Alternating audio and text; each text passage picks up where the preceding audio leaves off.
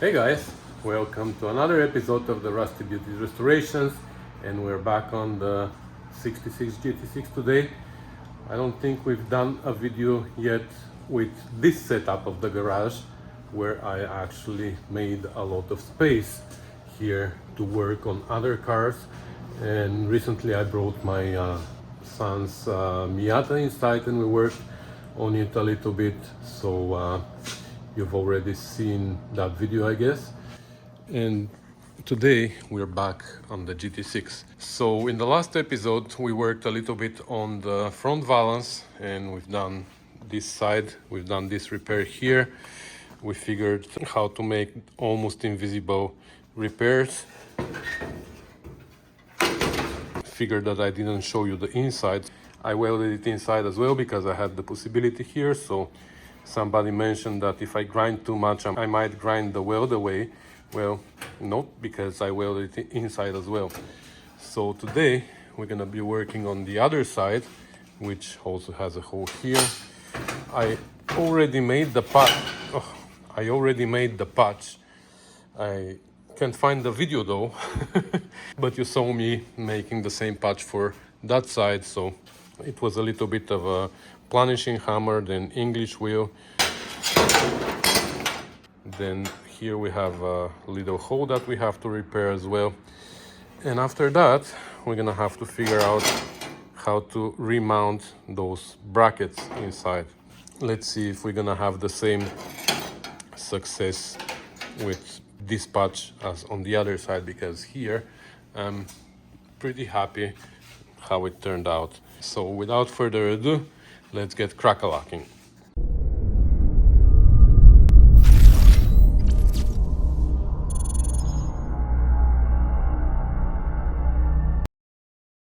By the way, I got my spot welder, or my spot puller, or whatever that machine is called. I got it back. So a friend of mine took it to a friend of his. I think his name is Adrian. I'm sorry if that's not correct. I forgot. I never met the guy actually, but he did a great job with it.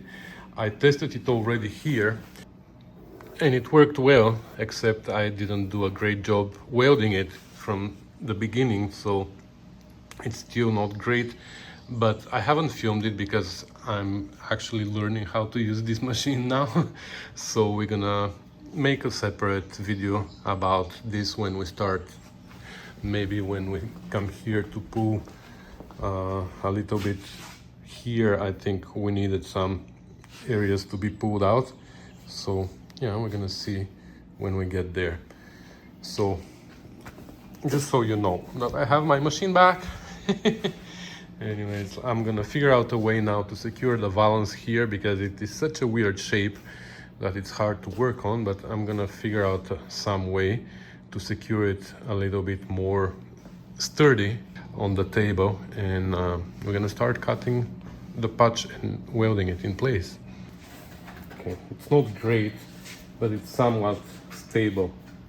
So the patch that I made is a little bit bigger than what I need it to be, but also the edges of the patch are not laying perfectly flat here, because with the English wheel and everything we worked in the center, the edges are a little bit, they require a little bit of shrinking. But actually if I cut it smaller, because I don't need to go all the way down, I can end it somewhere here. So I can do this, right, and get rid of all these edges. Okay, that actually works pretty good. So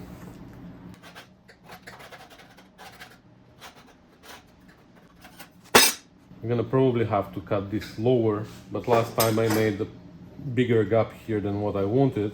So I'm gonna cut it exact now, and then we're gonna creep up a little bit to the right shape.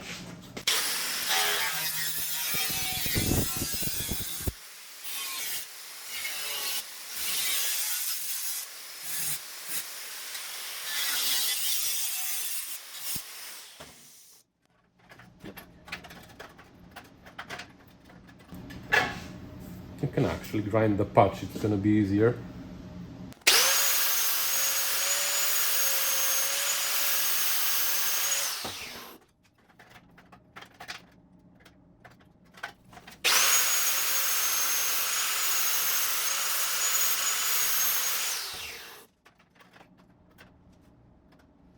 So let's tack it, weld it, grind it, and probably polish it at the end, just like on the other side. But for that I think I'm gonna turn on the time-lapse mode.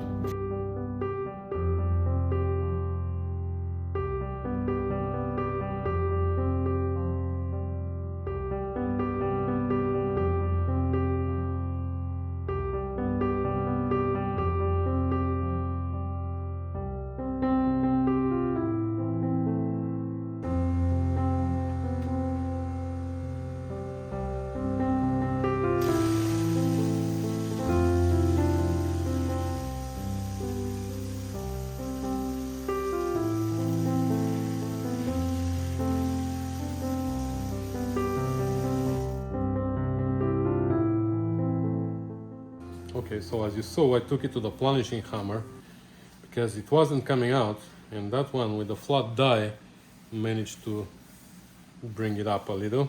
So now it's so much better. But I'm afraid to go too much with the planishing hammer because the flat die might flatten it too much here, and I don't want that. So we're gonna keep going with the slapper. Okay, I think that's where I'm gonna leave it. It's still not perfect. It's gonna need some body filler, but it's gonna be like very, very thin layer to make it nice. I'm happy with the progress so far. So now we just need to grind here and bend this. We're gonna shorten it. We're gonna bend it up, and we're gonna weld it to these two, so we can have a continuation of this lip.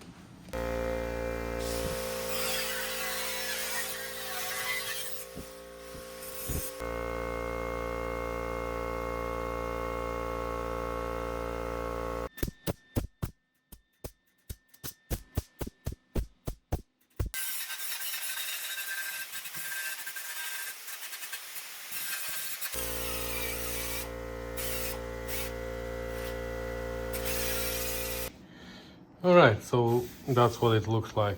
Now that I finished it, I noticed that I have a problem here. You see this line? It's curved. Why did I make it this way? I always looked at it like this and never paid attention to this line, but when you come and look at it like this, it's curved. So I overshrunk it here, I guess, or here. Actually, that's happened here when we stretched this part. Anyways, I don't know what I was thinking, but now I have to make a cut here and push this down and weld it. We're gonna weld it on the outside and inside, so we have enough material to grind after. So let me do that quickly, and then we're gonna jump onto this repair.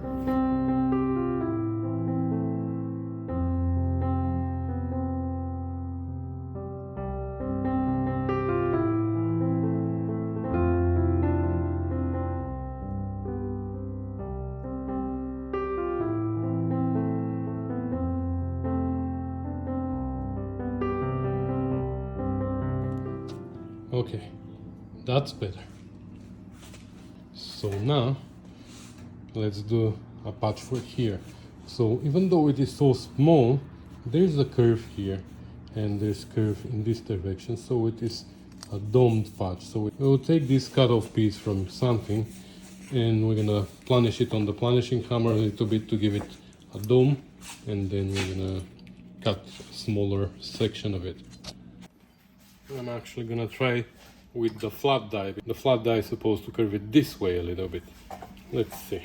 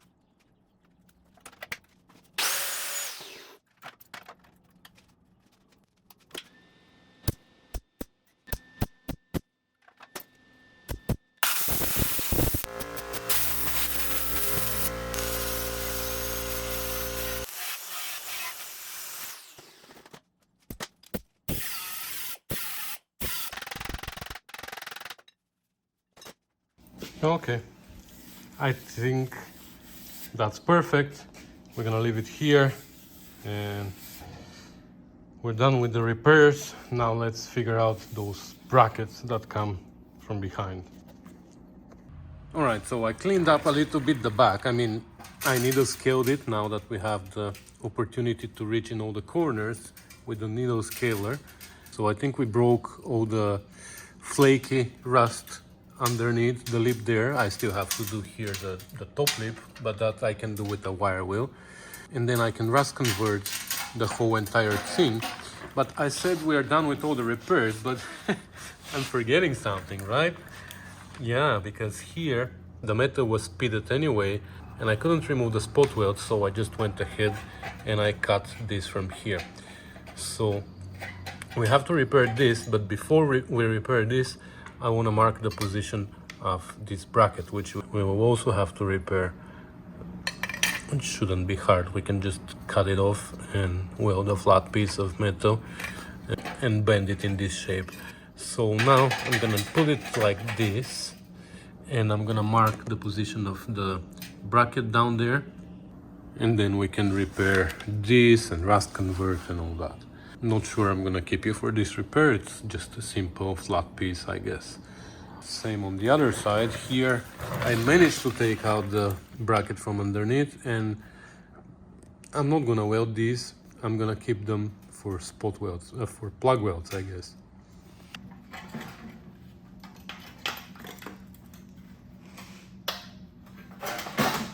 So I'm gonna use the scribe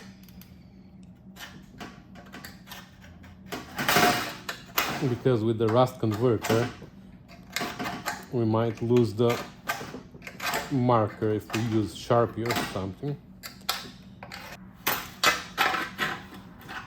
Okay, we have approximately the position. So now let me repair this and I'll bring you back. This is just a simple repair. I'm not gonna hold you. All right, so I repaired this part as well. It's ground. It's not perfect. I might grind it a little bit more. Anyways, but inside now it is all rust converted. I mean, the rust converter is rust converting right now, so it's gonna take some time. What do you want, dog? You want to be rust converted as well? Rusty converter? Stay down, because I'm gonna rust convert you too. From rusty, you're gonna become shiny.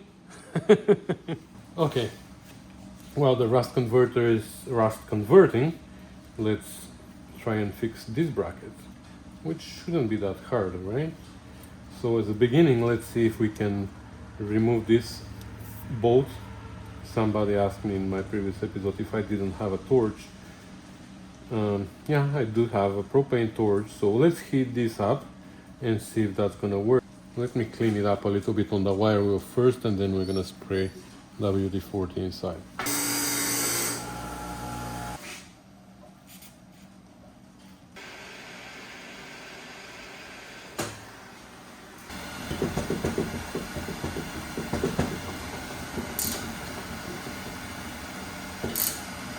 Oh, I think it's actually moving.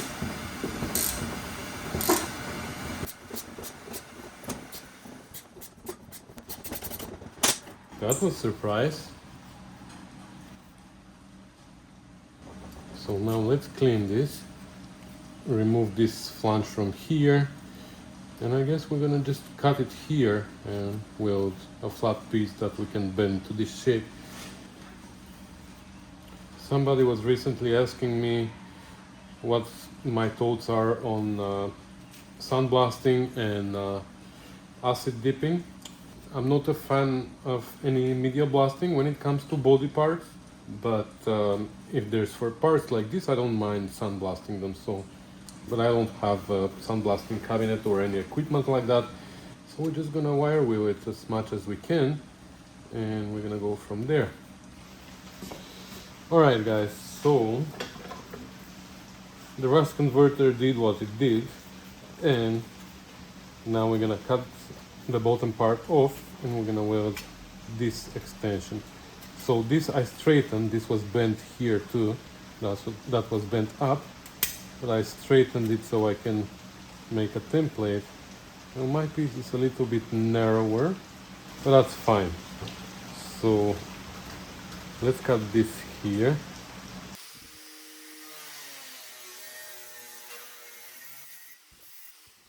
So this is how we're gonna weld it, and we're gonna narrow this here to make it the same width.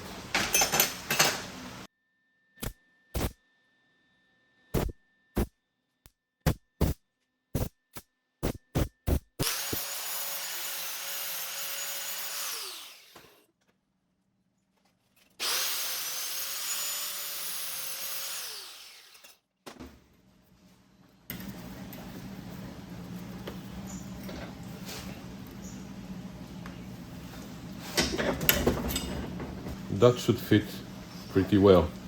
Let's try it.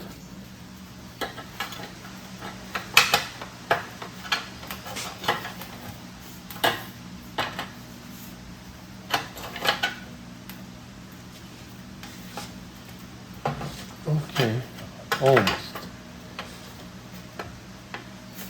So we need to move this bend a little bit,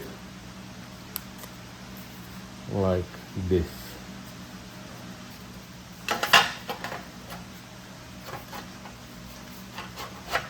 Okay, here's our line that we can barely see, but more or less something like this. So we have to go down. There's plenty of adjustment here on this bracket, so we can play with it. But before we spot weld it here, we're gonna have to clean it up now from the rust converter, paint everything, and then we're gonna weld it. Wow. All right, it's all painted here in the back, and now we can position it properly and tack it. I also painted this side, and I made the other side as well. So now it's painted and it's drying. So let's start with this one, and then once the other side is dry, we're gonna weld that as well.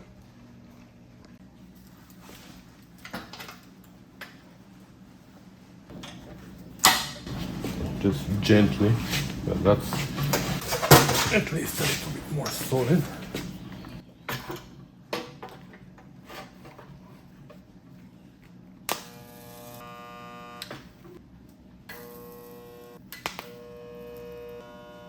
When I have to restore this car in 50 years again, I'm gonna regret putting so many spot welds, but I'm gonna think about that in 50 years.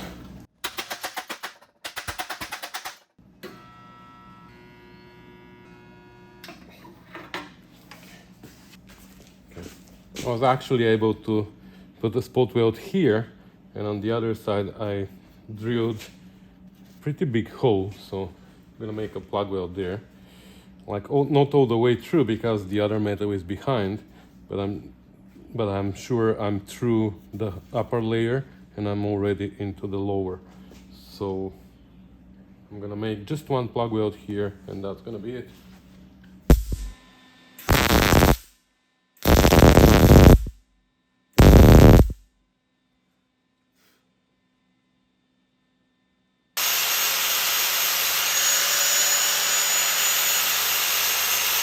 There you go.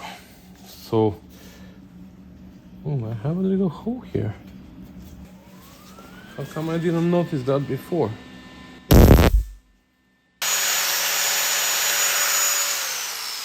Okay, fixed. Well, we won't have the same problem with the plug welds on the other side, because I left the holes there from where I drilled the rivets, where I drilled the spot welds.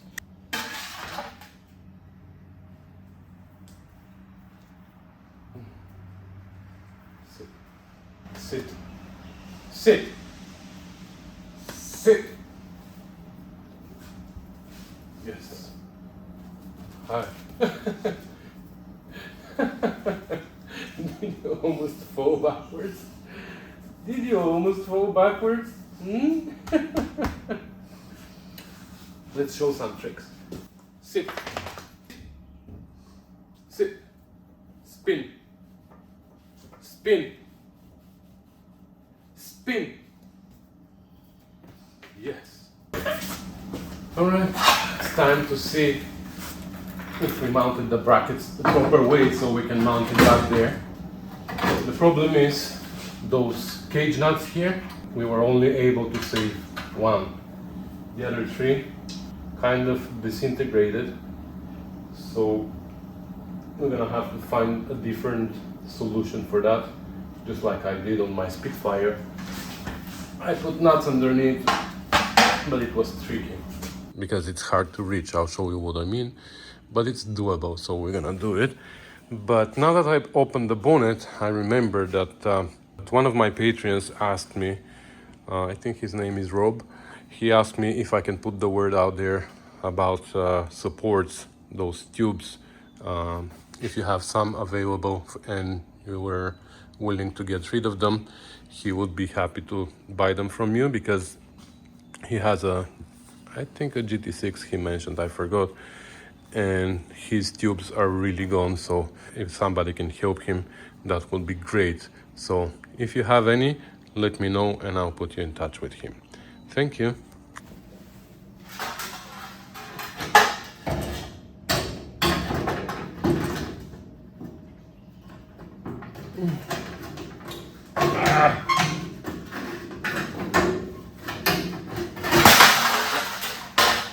I can already tell this is gonna be frustrating for one person.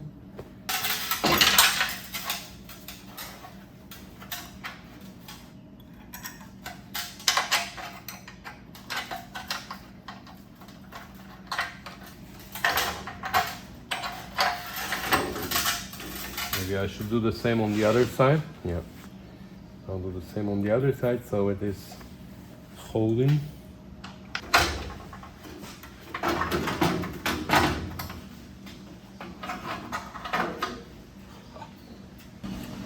Actually fits, eh?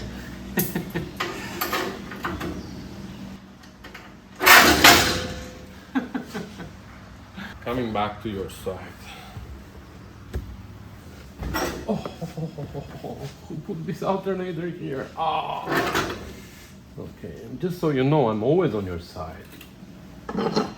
So how this works is with this bracket, which this is the wrong one.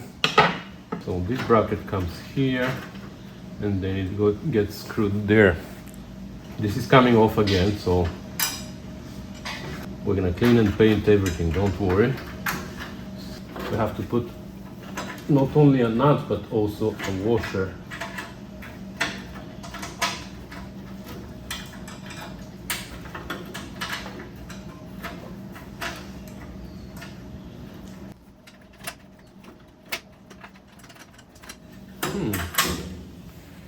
I must have scared it because it worked.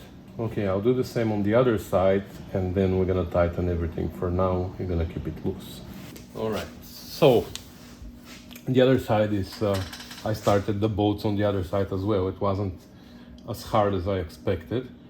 So I just wanted to show you here what the possibilities of adjustments are.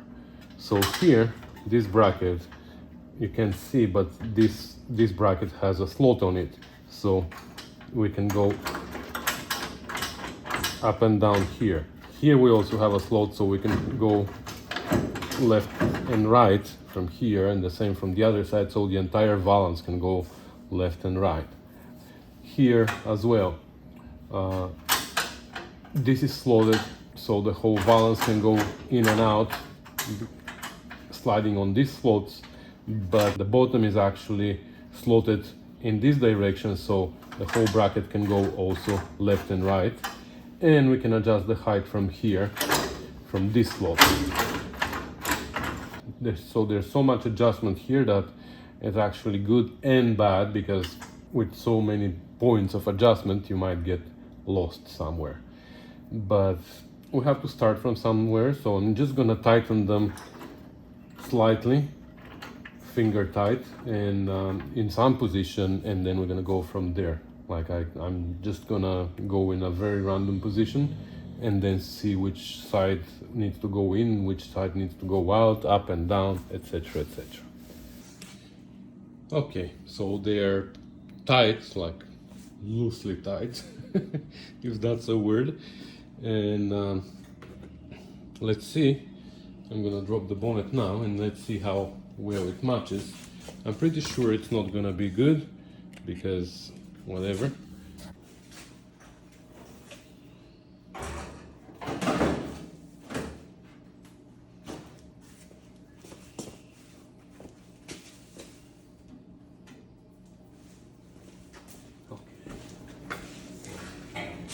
Well, this side definitely needs to go higher. That side, dog. This side needs to go lower. Anyways, but as position, like here we are missing the fender, so we need to install the fender as well. But as in out, this is perfect. It just needs to go higher. This one, I don't know if you see, this one needs to go down. Yeah, this one needs to go down and in a little bit, but we're getting there. So to be able to adjust it though, we're gonna need to have the doors, we're gonna need to have the fender, we're gonna need to have everything in place so we can adjust it. But that we can do in the next episode. This one we're gonna finish here because I think this is a good spot for it anyways. So that's gonna be it for today, guys. I thank you for watching, for commenting, for subscribing, for sharing, for supporting me, and for everything else that like there's so many other things that you guys do for me that it is crazy. There are people who give me parts, people who help me with their services that they provide, so I'm really appreciating all of that, guys, and I don't know how to thank you enough. I'd like to thank also my Patreons, and if you're not a Patreon and you wish to become one, there's details in the description how you can do that. You can also make one-time donations via PayPal to my email elin.yakov@rustybeauties.com. But as I like to say, the financial support is not something that is required in order to have full access to all my content and everything that's happening in the Rusty Beauties community. Whether you support me financially or not, you have full access to everything. That's for free.